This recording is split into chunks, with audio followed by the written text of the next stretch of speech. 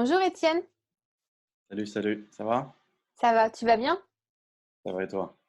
Ça va. Merci d'avoir accepté pour l'interview. Avec plaisir. Ok, est-ce que tu peux te présenter du coup pour les personnes qui ne te connaissent pas encore? Ok, donc je m'appelle Étienne Laporte, je suis formateur en anglais et français et ça fait plus de 3 ans que j'aide les francophones à apprendre l'anglais et les anglophones du monde entier à mieux parler français. Et donc je fais ça quasiment que sur Internet. D'accord. Ça a été quoi ton déclic d'avoir été backpacker à teacher maintenant? Parce que du coup, tu nous en as pas parlé, mais tu as beaucoup voyagé. Tu pourrais nous en dire un peu plus? Super. Donc moi j'avais ce rêve, peut-être comme beaucoup de Français, de partir aux États-Unis. Et j'étais français, voilà, j'ai grandi à Clermont-Ferrand, à côté de Lyon, et j'avais ce rêve de partir aux États-Unis, mais je n'avais pas encore les compétences pour partir. Je savais que j'étais prêt à partir et me dire, bon, ben, je partirai là-bas, j'apprendrai sur place. Mais je me suis rendu compte, en fait, après, la vie t'impose plein de barrières. Il fallait avoir un visa, il fallait parler déjà un petit peu anglais.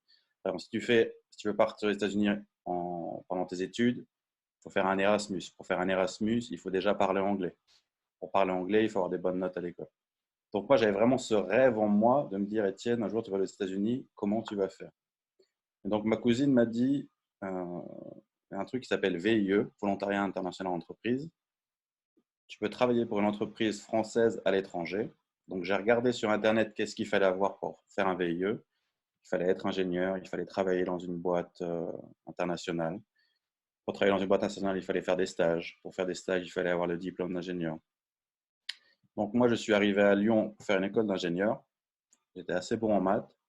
Mais voilà, j'ai arrêté de faire les méthodes classiques pour essayer d'apprendre l'anglais qui ne marchait pas avec moi. Et j'ai commencé à parler avec des étudiants internationaux, à avoir des relations comme on a tous les jours avec ses amis. Et c'est comme ça que j'ai réussi à améliorer mon anglais.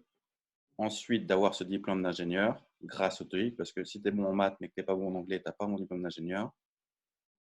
Ensuite, d'avoir ce premier stage à Banque de France, un autre stage Crédit Foncier, Société Générale, et j'ai eu ce VIE enfin à New York. Le problème, c'est qu'après 2 ans, eh ben, tu es censé rentrer en France. Moi, voilà, ce qui m'anime et ce qui m'a fait changer ma vie, c'est ce côté d'être international, le fait de pouvoir parler anglais avec des gens du monde entier. L'anglais, c'est pas juste les Américains, c'est le fait de pouvoir communiquer avec des gens du monde entier. Donc moi, c'est vraiment ça qui m'anime et qui m'a animé. Et je voulais pas rentrer en France, vous êtes trop francophone. Donc j'avais mis de l'argent de côté avec le VIE parce qu'on est très bien payé. Sur place à New York, j'arrivais à faire de l'argent en faisant du Airbnb, en étant promoteur dans les boîtes de nuit. Donc j'avais de l'argent de côté. Je me suis dit, Étienne, tu as 25 ans, tu as de l'argent, tu parles anglais, tu peux faire un tour du monde, alors pourquoi tu ne le ferais pas? Donc je ne suis pas rentré en France et j'ai commencé à voyager à droite à gauche. D'accord. Voilà. Et du coup, ça a été quoi ton déclic, le fait que tu veuilles partir à l'étranger? C'était pour apprendre l'anglais ou il y avait quand même autre chose en plus? Celui des États-Unis ou après?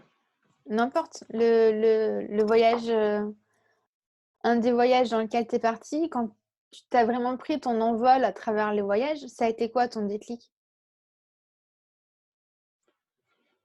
Bah, moi, tu vois, j'ai grandi, j'ai toujours été fils unique, j'ai toujours été tout seul. Et je trouve pour moi qu'il y a une capacité ou une clé que j'aimerais donner à tout le monde dans la vie, c'est être capable de partir tout seul, être capable d'aller au cinéma tout seul.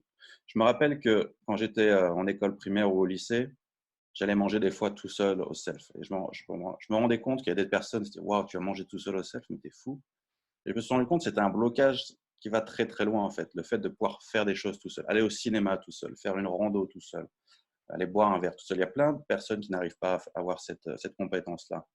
Donc moi, je l'ai et je l'ai poussé jusqu'à l'extrême, juste voilà, jusqu'à partir tout seul, faire un tour du monde, mais tout en sachant que j'ai la capacité à rencontrer n'importe quelle personne à n'importe quel moment. Et en fait, quand tu te rends compte que quand tu passes du côté de cette peur et que tu vas, par exemple, faire un voyage en Thaïlande, et ben, tu te rends compte qu'il y a plein de personnes comme toi là-bas. Même si tes amis de ta ville de natale ne sont pas comme toi, même si tu es très proche avec eux, mais dès que tu leur dis, viens, on va en Thaïlande, ouais, non, la semaine prochaine, l'année prochaine, ouais, dans 2 ans, tu te rends compte que ces gens ne partiront jamais avec toi, même s'ils sont tes amis d'enfance, mais chacun est différent. Et il faut que tu saches que si tu pars à l'étranger, bah, tu vas rencontrer des gens qui sont comme toi. Et ces personnes-là, tu vas peut-être pas les trouver dans ton cercle d'amis. Donc moi, le déclic, c'était le fait que donc j'ai la capacité personnelle de pouvoir rencontrer des personnes, que ce soit sans parler des langues. Deuxième déclic, maintenant je parle anglais, donc j'ai l'assurance de pouvoir communiquer, de me faire comprendre et de vivre dans n'importe quel pays du monde. Troisième déclic, le fait qu'avec Internet, eh ben, voilà, il y a plein de choses qui se passent sur Internet. Moi, de plus, le fait qu'aux États-Unis, les visas, je devais rentrer en France, ça m'a fait mal au cœur. Voilà, travailler sur Internet, il n'y a pas de visa. Je peux travailler avec des clients américains, pas de visa. Donc, c'était encore un peu avant qu'Internet n'explose. Enfin, ça explose chaque année. Mais donc, voilà, je savais que YouTube commençait, il y a pas mal de gens qui faisaient des vues sur YouTube. Donc, je me suis dit, il y a quelque chose à faire sur Internet. Et en plus, voilà, si tu vis à New York, dire vivre la vie en Thaïlande, c'est 6 fois moins cher. Dire, si tu arrives à vivre en France ou en Thaïlande, enfin, ou aux États-Unis, n'importe quel pays, n'importe quel autre pays, ça sera moins cher. Bon, ce qui nous retient, c'est pas l'argent, parce que les Français, on en a de l'argent. Donc, on ne peut pas avoir cette excuse que je ne vais pas partir, j'ai pas d'argent. On en a. Il y en a des moyens d'avoir de l'argent, même si on ne travaille pas. Ce qui nous retient, c'est on n'a pas les compétences à partir tout seul. On attend toujours quelqu'un pour partir et on ne sait pas communiquer en anglais. Mais si tu arrives à effacer ces 3 piliers, tu pourras faire ce que tu veux et partir dans n'importe quel pays. D'accord, merci pour ton beau retour. Dis-moi, je sais que voilà, tu as ton entreprise, tu as des grandes compétences, tu as travaillé pour des gros groupes. Est-ce que tu pourrais donner un conseil à des jeunes du coup qui sont entrepreneurs, qui, qui sont en train de se lancer, qui ont de l'ambition comme toi, qui veulent travailler avec des gros groupes comme toi, mais qui ne savent pas comment faire, par où commencer? Entrepreneur ou salarié également? Tu peux dire les deux. Les deux. Ok. Bon, il faut comprendre que voilà, une entreprise t'embauche pour ce que tu vas lui apporter. Derrière, elle te paye un salaire, mais elle t'embauche pour toi ce que tu veux apporter. Et je vois plein d'étudiants, plein de personnes qui se trompent sur le fait que, OK, si j'ai ce job, je vais avoir ci, je vais avoir ça, je vais avoir ça. Mais quand tu vas dans un entretien, il faut que tu te vends pas toi, mais ce que tu peux apporter à l'entreprise. Ça vaut dans n'importe quel, que ça soit en B2B ou enfin entrepreneur ou salarié. C'est qu'est-ce que tu peux apporter à la personne. Et c'est une fois qu'elle aura compris ça, ton importance et la valeur ajoutée que tu peux apporter, qu'elle va t'engager toi et une autre. C'est pas ce qu'elle va t'apporter à toi. Voilà, ça c'est la contrepartie financière, mais c'est toi d'abord qui apporte tes compétences. C'est pour ça que la boîte t'embauche. Donc moi, voilà, ce que je pourrais conseiller, c'est d'être bon dans son domaine, voilà, trouver qu'est-ce qui nous rend unique, trouver qu'est-ce qui nous passionne, parce que c'est bien d'être bon dans un domaine, mais si on est passionné, on ne compte pas les heures et c'est là où on peut vraiment exploser. Ensuite, je conseillerais de parler anglais, parce que voilà, quand on parle anglais, eh ben, dans les grands groupes internationaux, c'est ce qui fait un peu la différence entre chaque candidat. L'anglais, c'est pas juste avoir des bonnes notes à l'écrit, avoir le TOEIC, c'est une relation, savoir communiquer, faire comprendre ses idées, se faire comprendre. Et donc voilà, montrer qu'est-ce que c'est notre valeur ajoutée, qu'est-ce qu'on va apporter à l'entreprise ou à son prochain client et avoir une communication claire. D'accord. Qu'est-ce qui fait ta différence avec les autres profs d'anglais? Parce que je sais que tu as une méthode quand même qui t'appartient. Ok. Donc, ce que les gens ne comprennent pas avec l'anglais, c'est quoi là? On est formaté, déjà dès qu'on est très jeune, on croit que le français, ou quand on apprend une langue, c'est être bon à l'écrit, pas de faire de faute d'orthographe, savoir faire une rédaction. Et donc, du coup, on apprend l'anglais de la même manière. Mais les langues vivantes, c'est pas ça. Les langues, c'est la communication, se faire comprendre. Et donc, la plupart des gens ne savent pas parler, ne savent pas communiquer. Donc moi, mon axe et ma différence, c'est que j'apprends aux gens à parler, à communiquer. Pourquoi j'ai le droit de faire ça? Parce que moi-même, j'ai eu cette transformation. Moi-même, j'étais le dernier à l'école en français et en anglais. J'étais juste bon en maths. Moi-même, j'avais un mauvais accent. Moi-même, je ne savais pas faire une rédaction, je savais juste recopier les paroles de chansons en changeant de mots-clés. Et donc, voilà, ce que les gens, ma méthode, pourquoi elle est différente, c'est que déjà, c'est basé sur la pratique. On apprend à communiquer. Et c'est pas des choses, c'est pas des cours qui sont chiants ou c'est pas des cours où on va regarder une vidéo ou une analyse de texte. C'est vraiment la communication. Donc, vu que j'ai ces deux côtés où j'ai des Français qui apprennent l'anglais et des anglophones qui apprennent le français, ben, j'apprends aux francophones à communiquer, mais également, je fais tout.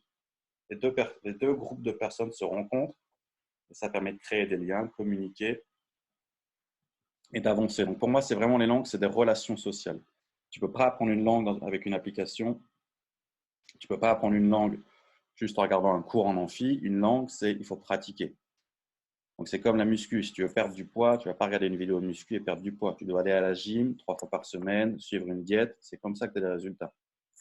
Donc c'est en forgeant qu'on devient un forgeron. C'est en parlant anglais qu'on devient meilleur en anglais. Donc ma méthode est basée sur ça, sur la pratique, s'améliorer et bien prononcer, bien. Donc je suis légitime à faire ça parce que voilà, il y a un autre problème que je vois également dans le milieu des langues, c'est OK, tu seras avec un prof natif, tu auras un prof natif, mais tout le monde sait parler sa propre langue.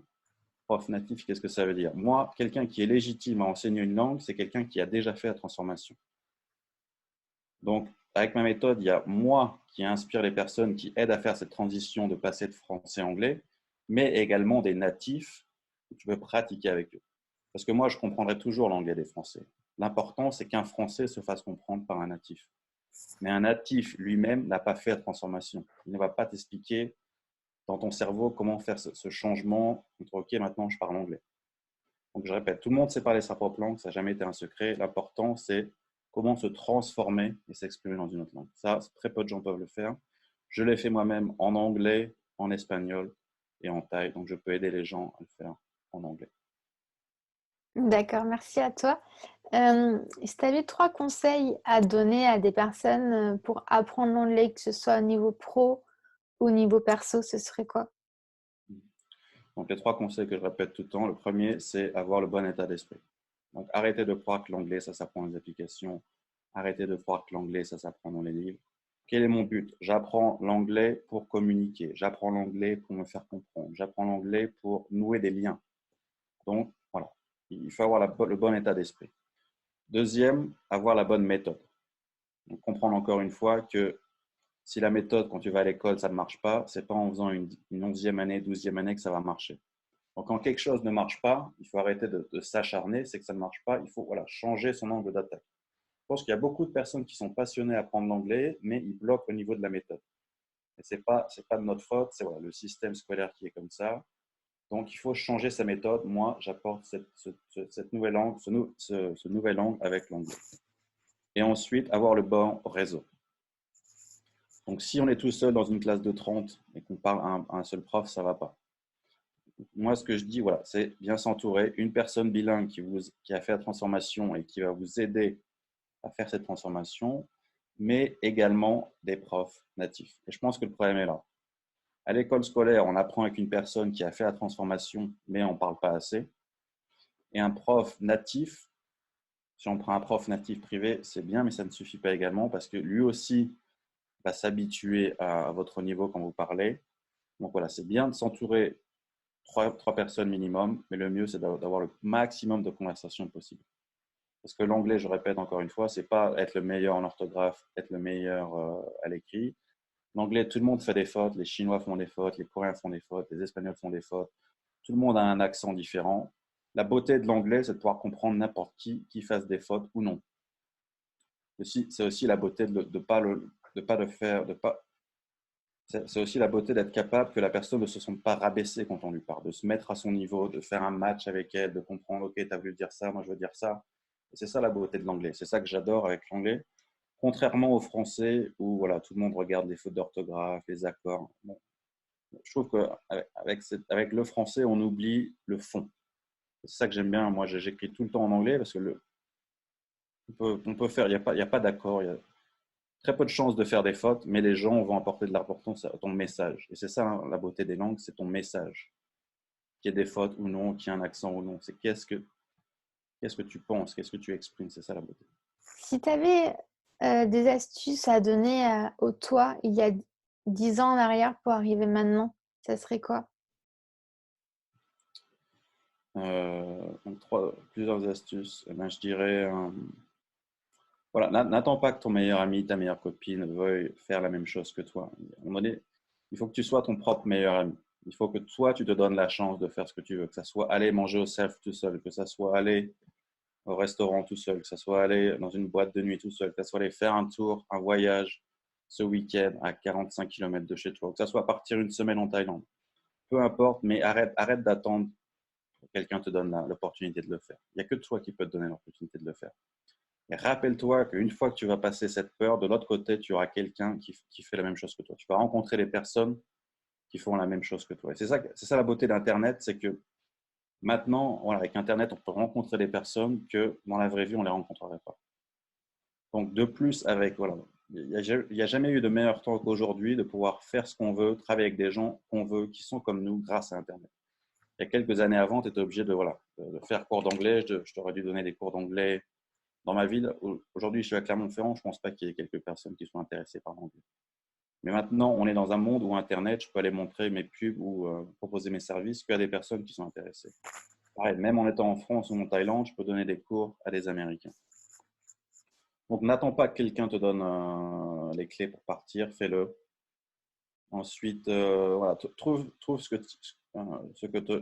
quelque chose qui te rend unique et investis là-dedans. Même si les autres te disent autre chose, écoute vraiment ta voix, écoute ton cœur, comme je le répète. Tu auras toujours deux voix. Tu auras la voix de ton cœur, la voix de ta tête, c'est peut-être une troisième voix, ton entourage. Et si toi, tu te focuses sur ton cœur, sur ce que tu sens au fond de toi, eh ben, tu arriveras à faire ce que tu veux dans ta vie. Du moment que tu stoppes la voix de ta tête qui dit je ne peux pas le faire, c'est trop compliqué, et du moment que tu stoppes la voix de ton entourage qui dit que ce n'est pas la bonne voie. Merci Étienne. Est-ce que tu peux nous communiquer tes réseaux sociaux où c'est que les personnes peuvent te parler s'ils ont des questions ou toute autre demande? Ok, ben, sur Teacher ATN, Teacher ATN, sur Instagram, TikTok ou sur mon site internet. C'est très bien de me suivre, mais le plus important, si vous voulez vraiment apprendre l'anglais ou passer à l'action, réservez un appel avec moi, qu'on ait une discussion et qu'on puisse voir ce qu'on peut faire. Voilà, suivre, c'est bien, passer à l'action, c'est ce qui donne des résultats. Merci Étienne. Merci à toi.